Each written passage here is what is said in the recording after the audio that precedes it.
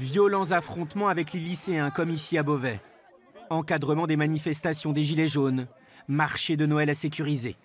Depuis plusieurs semaines, les forces de l'ordre sont mises à rude épreuve. La profession est en souffrance. Aujourd'hui, il y a une énorme partie de ces manifestants qui ne sont ni des gilets jaunes ni des lycéens et qui sont là pour casser du flic. En 2015, c'était j'ai embrassé un flic et aujourd'hui, c'est j'ai dézingué un flic. Voilà, on a un collègue à Paris qui a été particulièrement pris à partie. On a un collègue à Beauvais qui a été pris à partie par 25 personnes sur les manifestations. Et vraiment, on voit un désamour aujourd'hui de la population pour notre métier. 1 450 € en début de carrière. Pas de 13e mois, des heures supplémentaires qui s'accumulent, sous-payés, sous-équipés aussi.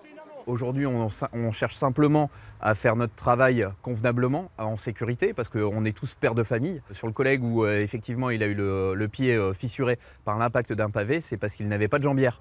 Voilà.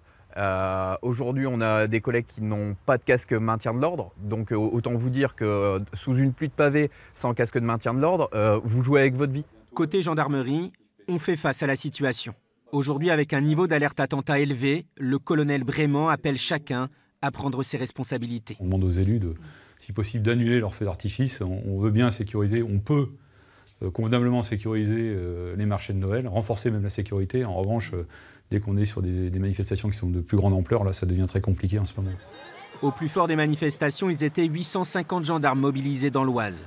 Le dispositif est certes allégé, mais pas question de relâcher la vigilance à l'approche des fêtes de Noël.